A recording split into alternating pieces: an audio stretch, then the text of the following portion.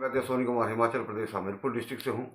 दोस्तों, बात करूँगा उन दो नुस्खों के ऊपर जो राजा महाराजाओं के टाइम में प्रचलित था और जो राजा लोग थे वो एक ही रात में कई रानियों को संतुष्ट करते थे। दोस्तों, ये प्रयोग जो है अत्यंत प्राचीन है। दोस्तों, इसमें दो तरह के नुस्खे होते हैं जिनमें अफीम भांग का इस्तेमाल होता है और एक जो होता है वो होता है सिंपल तरीके से। लेकिन ये जो भांग अफीम वाले हैं इनके साइड इफेक्ट भी होते हैं। कुछ लोग अत्यधिक भोग विलासिता के लिए या राजा महाराजा जो थे अत्यधिक भोग विलासिता के लिए इन प्रयोगों को करते थे और जो राजाओं के वैद्य होते थे वो अपने राजा के लिए इन औषधियों का चयन करते थे, तो उनका काम वही होता था। तो दोस्तों, आगे बढ़ने से पहले सभी माता भाइयों बहनों से ये निवेदन रहेगा कि आप इस वीडियो को ज़्यादा से ज़्यादा लाइक करें, शेयर करें और हमारे इस चैनल को भी जरूर सब्सक्राइब करें। दोस्तों, सबसे पहले जो नुस्खा है वो है बिदारी कंद। बिदारी कंद जो है दोस्तों उसका बहुत बड़ा महत्व है सेक्सुअल डिसऑर्डर में, और ये काम करता है, ये टेस्टोस्टेरोन हार्मोन को बढ़ावा देता है। जितना व्यक्ति के अंदर टेस्टोस्टेरोन अच्छी तरह बढ़ते हैं उतना ही लिंग में जो अच्छा तनाव आता है। अब इसके लिए आपको क्या चाहिए, मान लिया आपने 1 किलो आधा केजी जितना भी आपने तैयार करना है और इसके लिए बेस्ट मौसम है सितंबर और अक्टूबर का। तो आपने क्या करना है,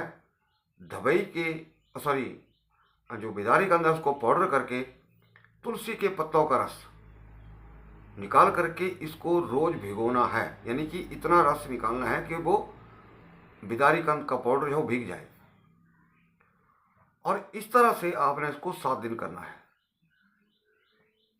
7 दिन तैयार करके सुखा करके फिर आपने इसके अंदर जितना आपने मटेरियल लिया है उससे 5 गुना दूध इसके अंदर डालना है और इसके अंदर डाल करके इसको खोया बनाना है।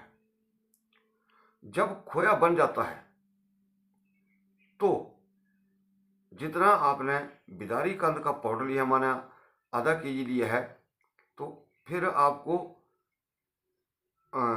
लगभग 250 ग्राम इस खोया में चीनी डालनी है और इसको आप नित्य रोज खाएंगे।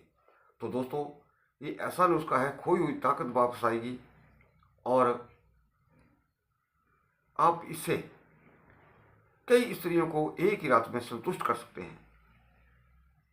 दोस्तों, ये अत्यंत प्राचीन नुस्खे होते हैं।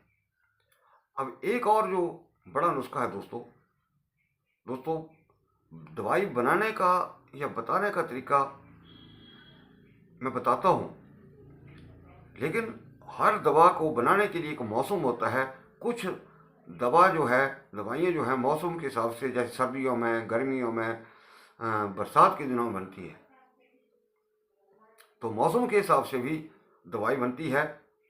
और कुछ दवाई जो है वो, जैसे अभी इस नुस्खे की बात करूँगा, तो नुस्खा क्या है, आपको लेना है दवाई के फूल, और दवाई के फूल लेने हैं और आपको लेना है त्रिफला पाउडर। दोनों को आप बराबर मात्रा में लेंगे, दोनों को पीस लेंगे। दोस्तों, दवाई के फूल पंसारी की दुकान के ऊपर मिल जाते हैं, लेकिन उसके अंदर लकड़ियां बहुत ज़्यादा होती हैं या बहुत ज़्यादा पुराने होते हैं या उसको कई बार कीड़े भी लगे होते हैं, तो वो किसी काम के नहीं है। अगर साफ सुथरे आपको दवाई के फूल मिल जाते हैं तो बहुत अच्छी बात है। तो फिर करना क्या है आपको, फिर रोज आपको ताजे दवाई के फूल चाहिए। ये दवाई के फूल बसंत ऋतु में आते हैं, ये बहुत छोटा फूल होता है और आपको इतने फूल चाहिए कि इनको घोट करके इनका रस निकाल करके इस मिश्रण के अंदर आपको डालना है।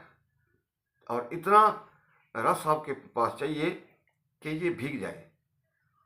भीगने के बाद आप इसको धूप में रख दें, छाया में रख दें छाया में सूख जाए तो बहुत बढ़िया है, क्योंकि आजकल गर्मी बहुत हो जाती है बसंत ऋतु में, तो अंदर छाया में सूख जाए तो बहुत बढ़िया है। और 7 बार आपको ऐसे ही इसको करना है। उसके बाद इसको आपने सुखाना है। अब दोस्तों यहाँ एक बात कहूँगा, ये बहुत नुस्खा बहुत आसान लग रहा है लेकिन बहुत टफ है, क्योंकि दुबई के फूलों को इकट्ठा करने के लिए दोस्तों बहुत सारा टाइम चाहिए। अगर मुझे कोई व्यक्ति बोले कि हाँ हमारे लिए बना दीजिए, तो मुश्किल भी नहीं है, लेकिन इसके लिए टाइम चाहिए।